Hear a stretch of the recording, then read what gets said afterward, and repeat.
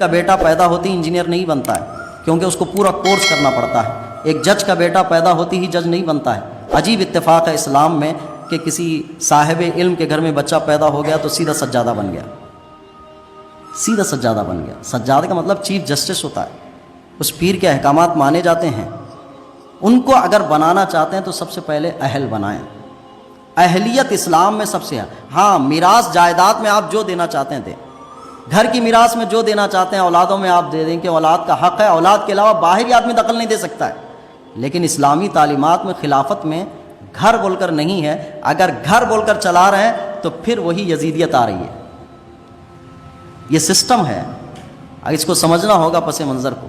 شاید بولنا بہت مشکل ہو جاتا ہے، کیونکہ ایسے دور میں اس بات ذکر کرنا کئی گھروں کے اندر گھس جانے کے برابر ہے کہ آپ ہمارے گھر میں گھس گئے، آپ ہمارے گھر میں گھس گئے، کیونکہ اسلام کا طرز کون ہے؟ پیغام کربلا یہی ہے، پس منظر یہی ہے کربلا کا۔ جس کو بھی جو آپ بنانا چاہتے ہیں اس کے اندر اہلیت پیدا کیجیے، اور اہلیت پیدا کرنے کے لیے ساتھ میں رکھیں اس کو۔ ہمارے بزرگوں کی طریقے میں یہی بات شامل ہے کہ انہوں نے اسلام کے پیغام کو سمجھا ہے تو انہوں نے اپنی اولادوں میں، اور عجیب اتفاق ہے، میں ایک دکان چلاتا ہوں تو دکان میں بہت اچھی دکان میں نے قائم کی ہے، تو میرے 3 لڑکے ہیں، 3 لڑکوں میں میں دکان کس کے سپرد کرتا ہوں؟ اس کو سپرد کرتا ہوں جو دکان میری آگے لے کے چلے گا۔ ایک اس میں پڑھا لکھا ہوتا ہے، اس کو دکان میں دلچسپی نہیں رہتی، آدھا گھنٹہ بڑی مشکل سے دکان پہ بیٹھ پائے گا، وہ پورا دن نہیں بیٹھ پائے گا۔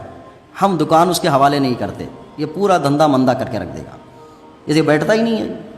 تو ایک دکان جس کی بقا کے لیے ہم ایسے آدمی کے سپرد نہیں کرتے جو اس کا اندر اہل نہیں ہے، تو پھر ہم دین کسی ایسے آدمی کے سپرد کرتے ہیں جو اس کا اہل نہیں ہے، پھر کہیں کہ دین چلا لو تم۔ یہ عقل بھی قبول نہیں کرتی ہے، اور روایات بھی قبول نہیں کرتی ہیں، درایات بھی قبول نہیں کرتی ہیں۔ اسی لیے بہت ساری جگہوں پر ہماری اسلامی تعلیمات میں خلط ملط پیدا کر دیا ہے۔ ہم نے ان کو بھی بہت بڑا خلیفہ مان لیا جس کی اہلیت نہیں رکھتے ہیں، اسی لیے اہل لوگ کبھی سامنے آ نہیں پا رہے ہیں۔ تو ایک گزارش بس یہ ہے کہ جس کو بھی کچھ بنانا ہو اپنی اولاد کو، سب سے پہلے اہل بناؤ۔ پیدرم سلطان بوت کا وظیفہ مت دو کہ میرا باپ سلطان تھا، آپ کیا ہو یہ بنا دو اس کو۔ آپ بھی سلطان بننے کی صلاحیت رکھتے ہو کہ نہیں رکھتے؟ اگر سلطان بننے کی صلاحیت رکھتے ہو، اسی لیے خلافت عثمانیہ میں ایک کے بعد ایک خلیفہ اگر مقرر کیے گئے ہیں تو خلیفہ بننے کے لیے وہ پہلے اولاد کو جنگی تربیت کرواتے تھے کہ پہلے تو یہ کر، یہ کر، یہ کر، یہ کر، یہ کر، یہ ساری چیزیں کرواتے تھے۔ کروانے کے بعد پھر مجلس شورا میں لا کے کھڑا کرتے تھے کہ میرا بچہ اہل ہے کہ نہیں، بولو اہل ہے تب خلافت مقرر کیجیے۔ صرف اولاد ہونے کی بنیاد پر نہیں کی جاتی تھی، اولاد کو قابل بھی بنایا جاتا تھا۔ بہت بڑا بڑا سرمایہ ہمارے پاس ہے۔